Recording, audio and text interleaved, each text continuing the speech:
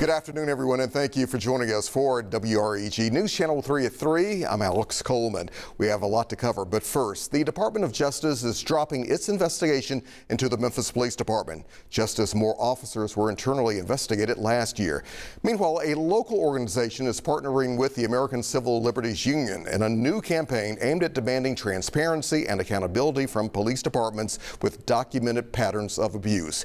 Here to talk more about the effort is Cardell Oren, the Executive Director of Stand for Children Tennessee. Cardell, welcome back to the 3 o'clock. Good to see you today. How have you been? I've been doing okay. All right, take us back to last week when this word came out from the Department of Justice that it was no longer investigating Memphis Police Department and several others across the country. Were you surprised, or did you somewhat see this coming, and why? I think we knew that there would be challenges, and certainly not a consent decree, or they'd be rolling back consent decrees across the country that were already there. But let's remember, some of the framing of it, I think, is wrong, that they didn't stop the investigation. They completed the investigation, and we have a full report of the findings from the Department of Justice with recommendations about what they found in rights violations and unconstitutional searches and seizures of things, of abuses, especially of young people and people in mental health crises. So these are all things that we saw in the findings. What surprised us, I think, is that they thought that they could retract findings that were already in place and in black and white. Right. I remember last year, before the administration changed, the DOJ reported that MPD used excessive force, conducted illegal stops, and targeted black residents and people with mental health conditions. Where does this stand today?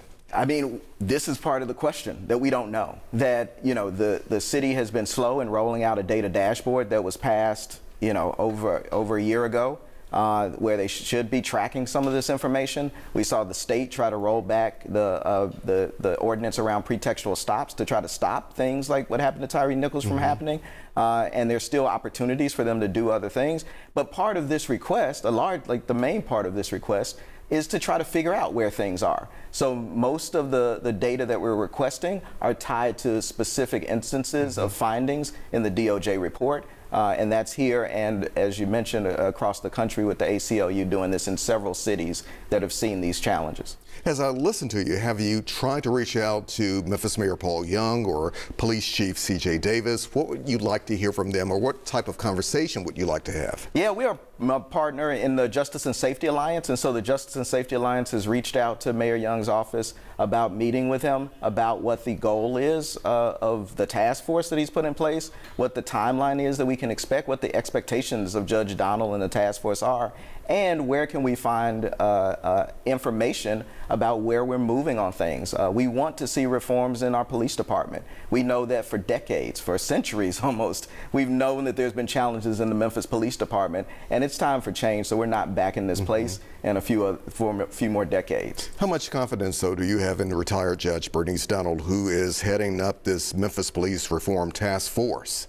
You know, I think she's got a long history of being a great judge. I think that there's a challenge of having a judge do a process that's supposed to engage the community across the board. A judge is used to being a judge. So I think that there probably are some other people needed at the table, some other resources and capacities that are needed to be able to move us forward in a positive direction and to ensure that there's, you know, objectivity across the board in terms of a real accountability structure for the community.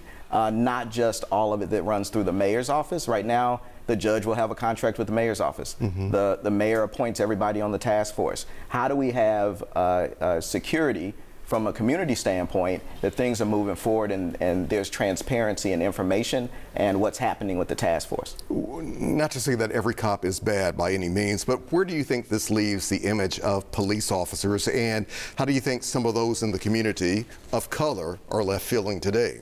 I think that, you know, part of the challenge that we see in our community is where people don't think that folks running around in the streets value lives. And if we don't show that we value the lives of all of our citizens, of all of our residents in our community, then what do we expect them to think? And so I think that for a long period of time, for decades, people in our community have known that these violations are happening from the police department, and there's nothing been done. And so I think that people have a view of what government thinks of them and how and whether or not it values them. And the answer has been no. And so we hope that there is an opportunity to turn a corner. We also are part of a moral budget coalition, and we're asking for investments in people and community. These are the things that bring real safety to our community and ensure that everybody has opportunities to thrive and come back from the worst decisions they may make in their lives. One last thing very quickly, it still seems as if you are demanding accountability and transparency, are you not? That will be our continued goal, is to demand accountability and transparency. You know, can't stop, won't stop in terms of asking for the information and identifying all the avenues available to us to get this. We certainly hope that the city is forthright with giving information back from the data request, but we'll also look at other options for making sure that we get the data, because the residents of Memphis deserve that. We deserve the accountability, transparency to ensure that our officers don't just protect and serve, but respect and value all the lives in our community. I think it's safe to say we'll all be watching for sure. Cordell, Thank good you to see you as always. Thank you for being here. Thank you.